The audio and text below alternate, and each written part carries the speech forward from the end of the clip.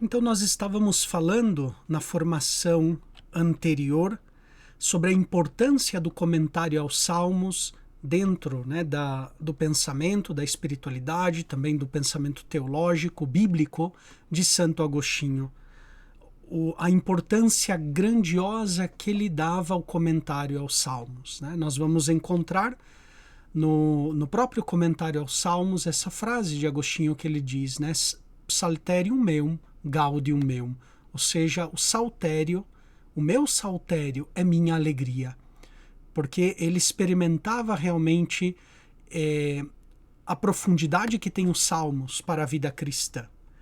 Hoje eu quero dar continuidade àquela nossa primeira aula, o nosso primeiro encontro, que foi sobre uma introdução. Ainda estamos nesse âmbito da introdução, não começamos ainda diretamente a ler os comentários de Agostinho, mas é importante entrarmos na mente e no coração de Agostinho para entender melhor e aproveitar melhor a leitura que nós faremos em breve.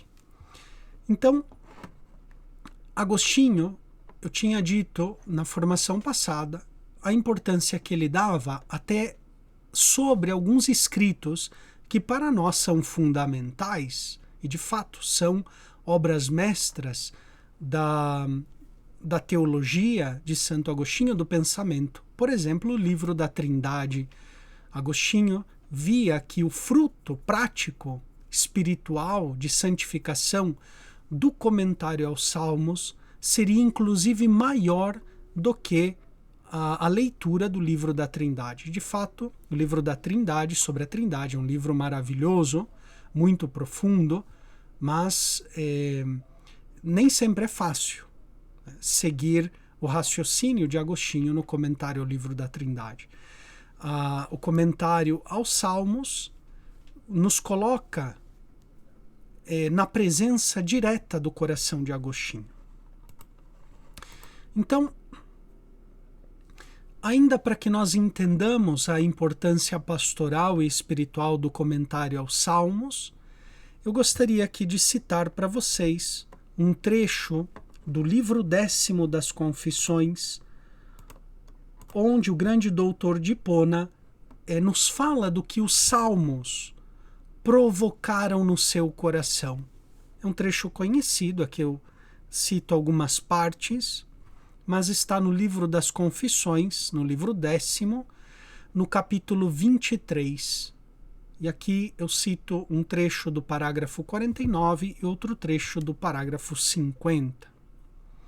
Diz assim Agostinho sobre os Salmos: ainda agora eu encontro algum descanso nos cânticos vivificados pelas tuas palavras.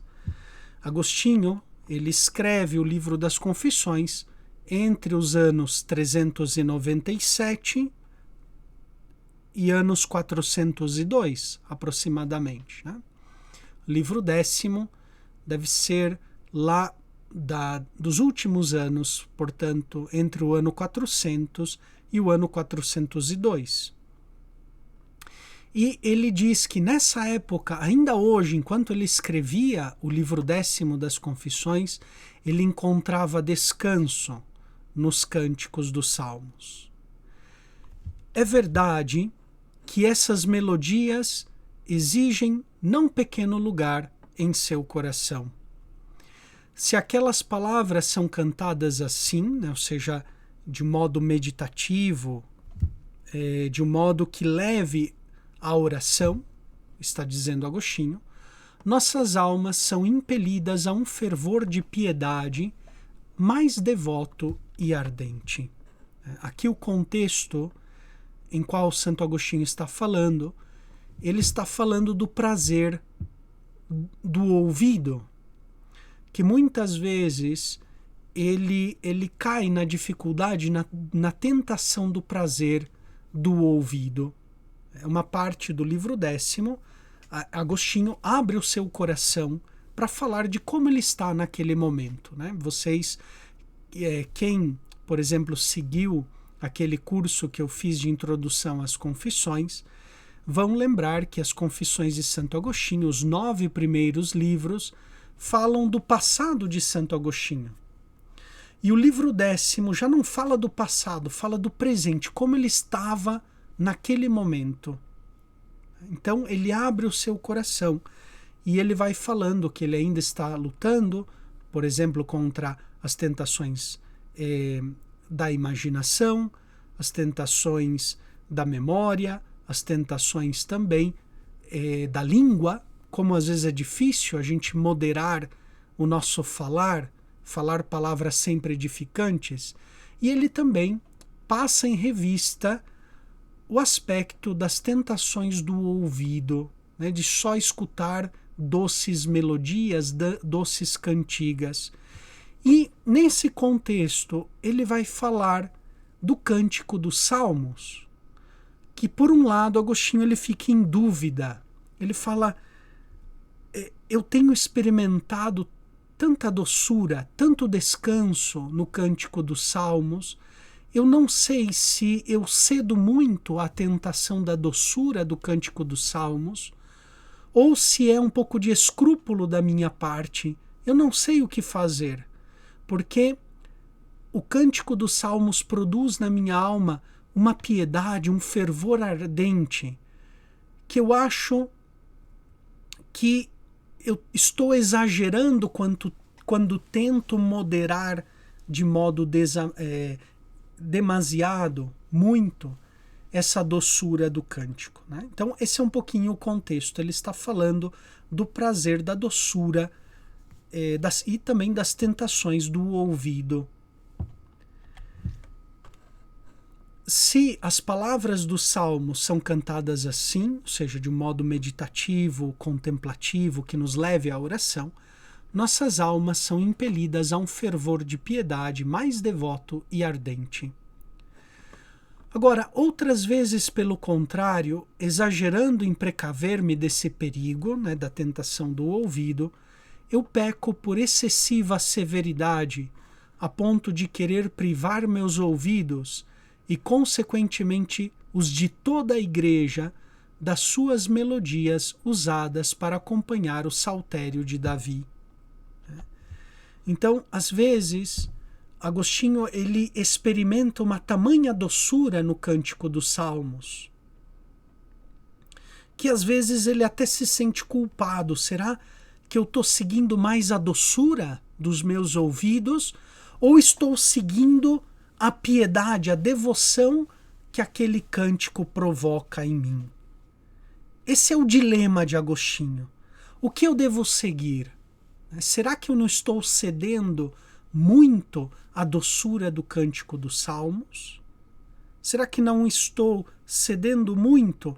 Mas depois ele diz: eu acho que eu estou sendo muito excessivo, muito rigoroso comigo e também com a igreja, né, de tentar privar os meus ouvidos e os ouvidos da igreja do Cântico dos Salmos. Né? Vocês vão lembrar, Santo Agostinho fala também no livro das Confissões que no Ocidente havia se introduzido um costume recente de cantar na liturgia, como fazia a igreja oriental. Ele fala de Ambrósio, que Ambrósio tinha introduzido na sua diocese de Milão o Cântico dos Salmos de Davi, né? Mas Ambrósio não é o único. Nós temos também hinos litúrgicos de Hilário de Poitiers e de outros padres também ocidentais, né? Se vê que ali no século IV começa na Igreja Latina também a introdução do Cântico dos Salmos, a melodia, o canto, na liturgia, sobretudo do saltério. Então Agostinho, nesse momento de hesitação, ele vai dizer que ele prefere, digamos assim, que se cante os salmos pelo bem espiritual que se faz. E, portanto, ele continua dizendo, ainda no capítulo 10º, né, no livro 10º das Confissões, no mesmo capítulo 23. Nessas condições, me parece mais seguro seguir o costume de Santo Atanásio, bispo de Alexandria. Segundo ouvi dizer, ele fazia ler os salmos com uma modulação de voz tão discreta que mais parecia uma recitação do que um canto. Ok, então, olha só, né, como Agostinho ele diz, provavelmente o melhor na liturgia é seguir o costume como faz Santo Atanásio ou como fez Santo Atanásio no Oriente, ou seja, de cantar o salmo com uma modulação tão discreta, quase não uma melodia, mas quase uma monotonia. Ainda hoje, né, quando a gente escuta o canto oriental, os orientais, né, a beleza do canto oriental é essa monotonia, às vezes tem alguma que outra voz, né, mas eles vão formando aquele som, aquela harmonia de vozes, né, com muita discrição, com muita moderação, e formam uma beleza, né? A sobriedade da liturgia gera uma beleza. Então Agostinho ele fala do exemplo de Atanásio de Alexandria. Olha só, mas é como que se o coração de Agostinho quisesse, ok, é verdade que se deve cantar com moderação para não cair na tentação de ficar só na doçura do cântico e esquecer do conteúdo, esquecer da mensagem que o cântico quer nos transmitir, né? Mas se por um lado é assim, devemos ser moderados no canto, ele diz, todavia, quando me lembro das lágrimas derramadas ao ouvir os cânticos de tua igreja nos primórdios de minha conversão à fé, e ao sentir-me agora atraído, cantados em voz límpida e modulação apropriada, reconheço de novo a grande utilidade deste costume, ou seja, do costume de cantar os salmos. Santo Agostinho, ele reconhece a utilidade do cântico dos salmos na liturgia, lembrando, por exemplo, das lágrimas que ele derramava no início da sua conversão. Portanto, diz Agostinho, assim eu oscilo entre o perigo do prazer e a constatação dos seus efeitos salutares. Ele fica vacilante, né, Agostinho? Por um lado, não devemos ceder ao prazer dos ouvidos, buscar só a doçura do ouvido, mas, por outro lado, eu noto os efeitos salutares que causaram na minha alma escutar o cântico dos salmos. E, portanto, inclino-me a aprovar o costume de cantar na igreja, para que os espíritos mais fracos possam, através do prazer dos ouvidos, elevar-se na devoção. Olha só que interessante essa frase. Eu me inclino a aprovar o costume de cantar na igreja, para que aqueles espíritos que ainda estão fracos na fé possam, através do prazer dos ouvidos, elevar-se na devoção, elevar-se na fé, no conhecimento, no conteúdo da mensagem cristã, atraídos pela doçura do cântico.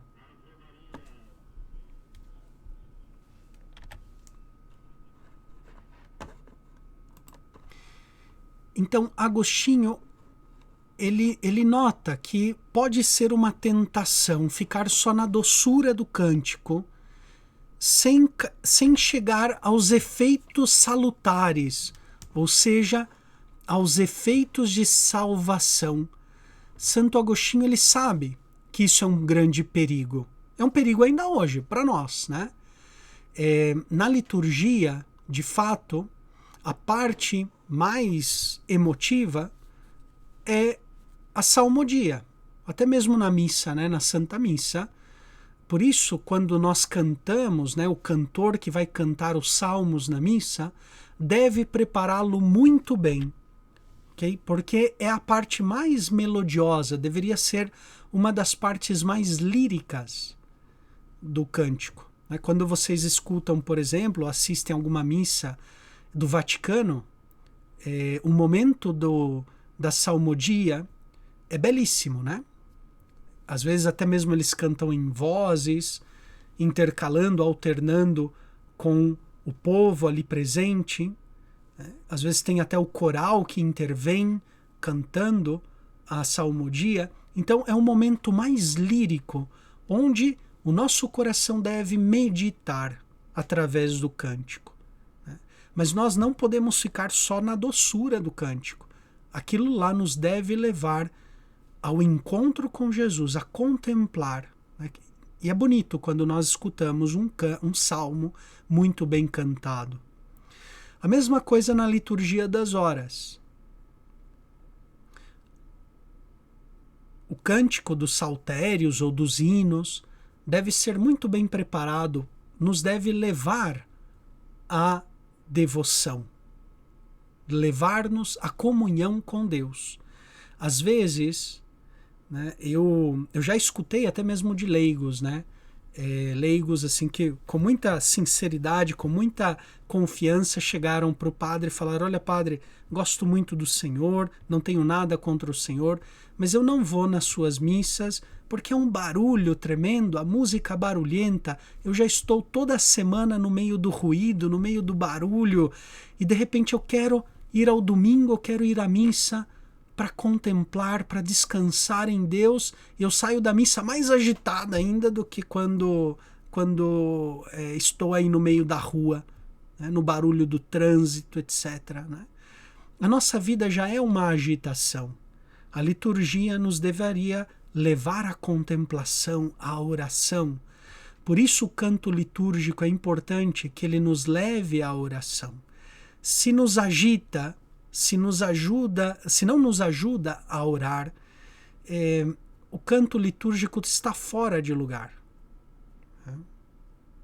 Então, é verdade que tem alguns momentos festivos, né, que até o canto deve expressar essa alegria, essa festividade, essa solenidade. Por exemplo, o cântico do Aleluia, o cântico do Glória bem cantado, né, mas essa alegria não deve estar em contraposição à oração. Quando nós lemos os salmos, a maioria dos salmos são cânticos de louvor. Né? São cânticos de louvor. Nos levam a louvar a Deus. E esse foi o sentimento que o cântico dos salmos provocava em Agostinho. Lágrimas de devoção, de arrependimento, de desejo de eternidade. Não, o cântico não causava nele agitação, mais barulho, mais inconsistência espiritual, né? Mais desestabilização emocional. Ao contrário, o ajudava realmente a refletir e a encontrar-se com o Senhor. Portanto, quer a recitação dos salmos ou o canto dos salmos deve nos ajudar à oração. Quando nós, por exemplo, sobretudo em dias de semana, não cantamos os salmos, mas recitamos, também a recitação deve ser pausada, meditativa. Né? Claro que não devemos, se não é, digamos, o nosso estilo de vida, se não é o nosso carisma, fazê-los muito prolongados, né? Deve adaptar-se ao nosso carisma, ao nosso estilo de vida. Né? É diferente como um monge de clausura recita os salmos, quase rumiando, quase degustando palavra por palavra do salmo, é diferente.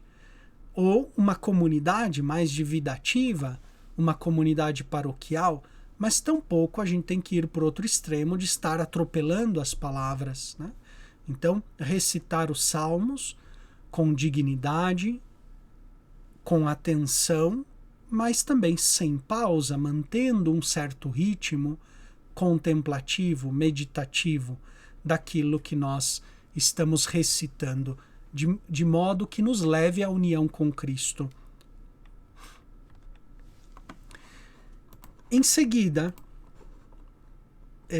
então, essa importância dos salmos para Agostinho de Hipona, ou seja, os salmos o levavam a uma verdadeira oração, a um verdadeiro encontro com Cristo.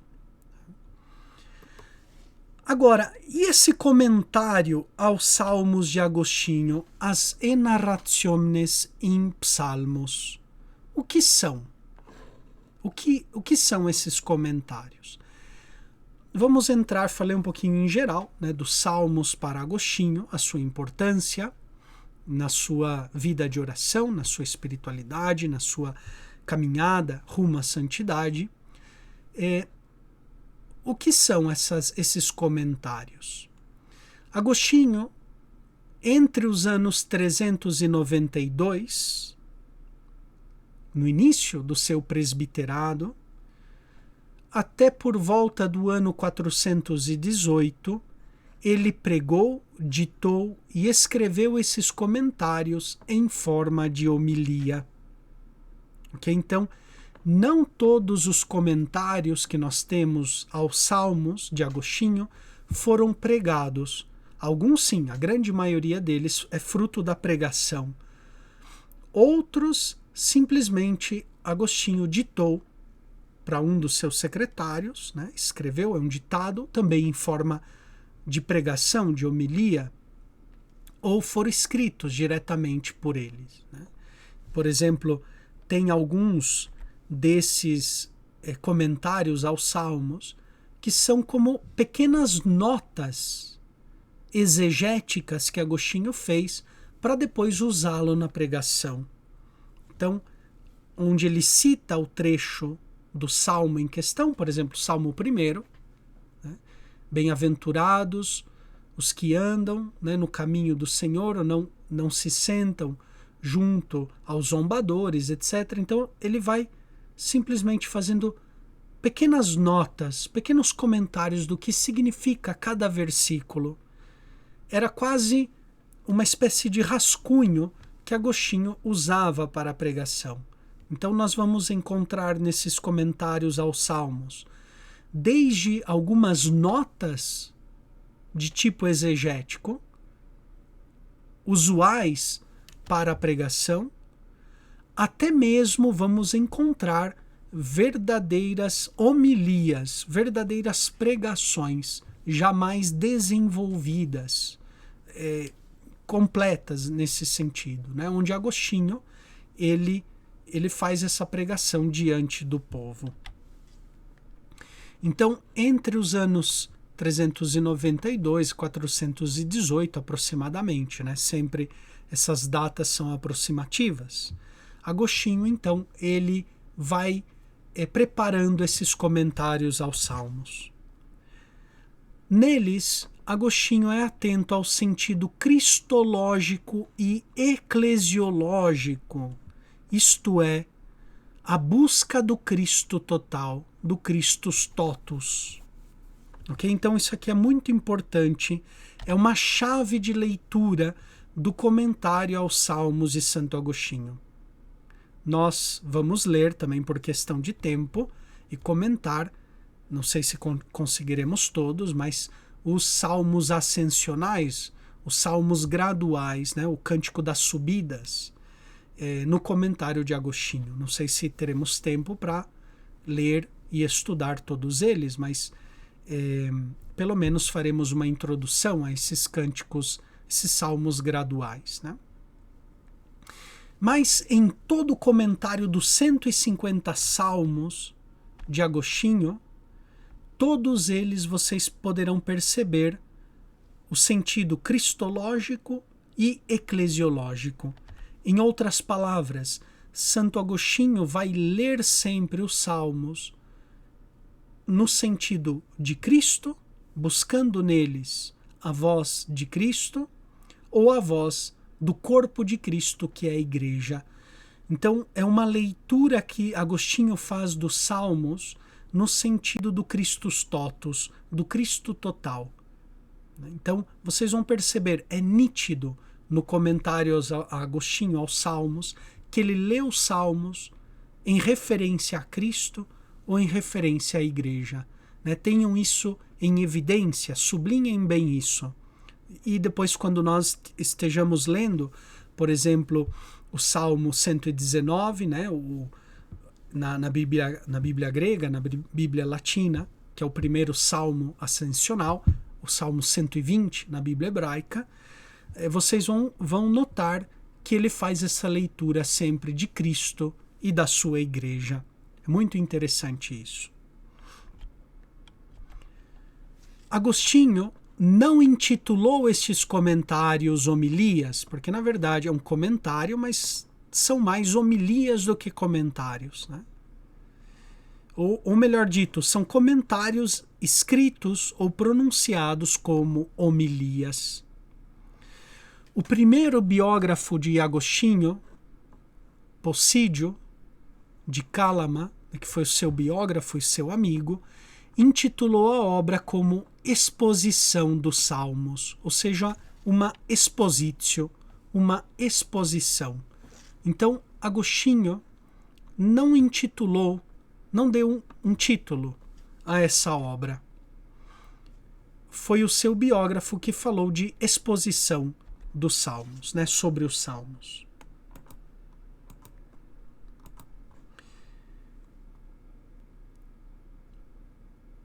Portanto, então, no ano 392, ao início do seu presbiterado, Agostinho fez breves anotações sobre os 32 primeiros salmos. São aquelas breves notas exegéticas. Então, do comentário do Salmo 1 ao 32, vocês vão notar que são breves notas exegéticas que Agostinho utilizava, sobretudo, para pregação. Ele escrevia aquelas notas, era uma espécie de rascunho, e ele levava depois para pregar diante da Assembleia Litúrgica. É sabido também que Agostinho, sendo bispo, pregou sobre os Salmos em Cartago, que era a capital ali daquela região, e também em Hipona. Contudo, é muito difícil datar com precisão a imensa maioria dos seus comentários. É muito difícil encontrar qual foi a data precisa. Nós podemos mais ou menos intuir, colocar dentro de um leque, por exemplo, quando nós temos algum comentário ao Salmo, onde Agostinho critica os pelagianos. Então a gente sabe que é do último período de Agostinho. Então entre o ano 410, 418, 420, vamos colocar por ali.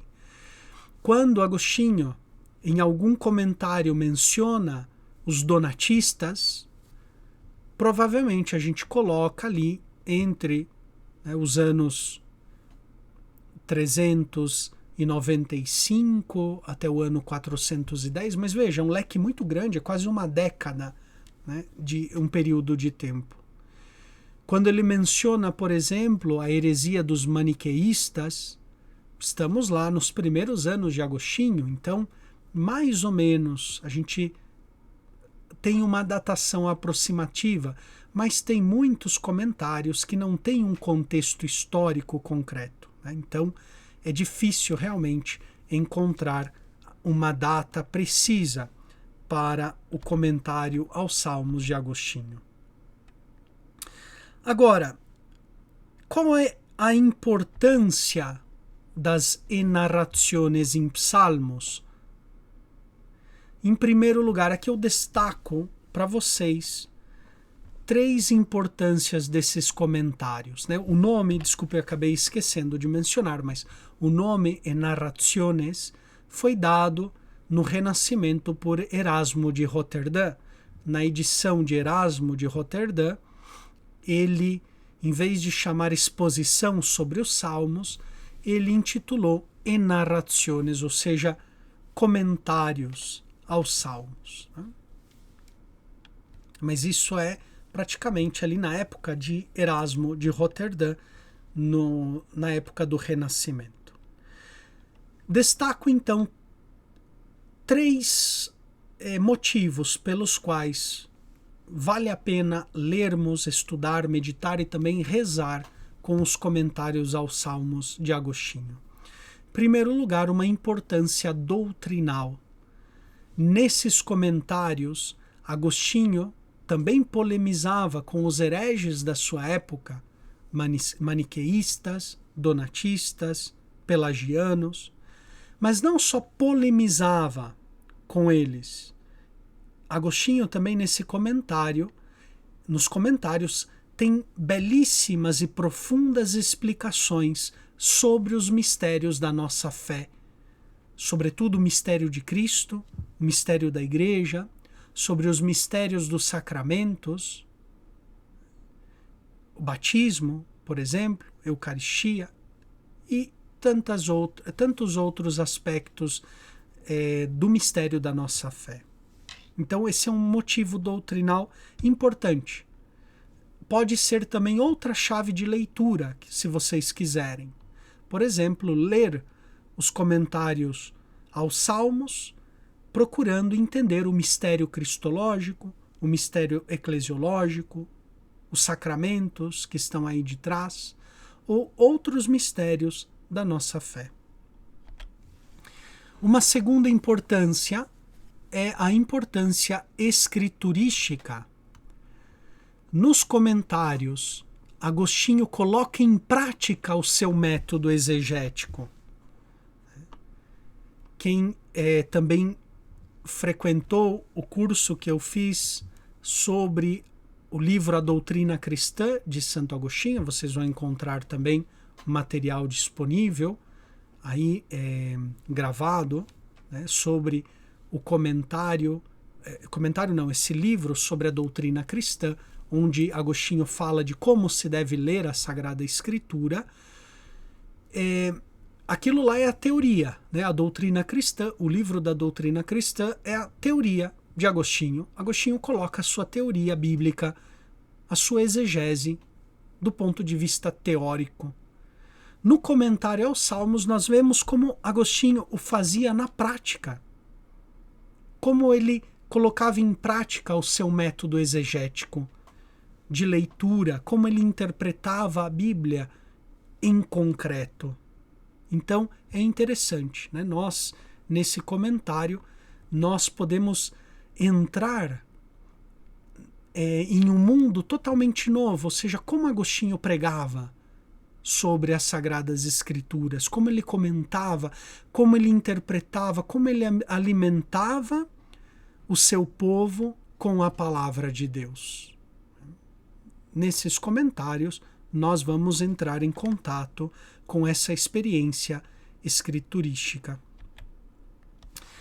E também é importante por um motivo espiritual e pastoral. No comentário aos Salmos, Agostinho expõe a sua experiência interior de conversão, de santificação, e lá nós vamos encontrar também muitas exortações que o Hiponate, Agostinho, nos faz para crescermos na vida cristã, na vida de santidade. Portanto, vejam, eu coloco aqui em destaque essa importância fundamental que nós vamos encontrar nesses escritos, né, nesses comentários de Agostinho, tanto do ponto de vista doutrinal, como também do ponto de vista escriturístico, ou seja, do ponto de vista exegético, mas também do ponto de vista pastoral e de vida cristã. Nós vamos entrar em contato, portanto, com o coração de Agostinho. Então, nessa formação de hoje, eu gostaria de apresentar precisamente isso para vocês, né? Na próxima formação, começaremos já a falar dos salmos ascensionais e como Agostinho lê esses salmos graduais ou ascensionais, o que eles são, o que eles também significaram para Agostinho.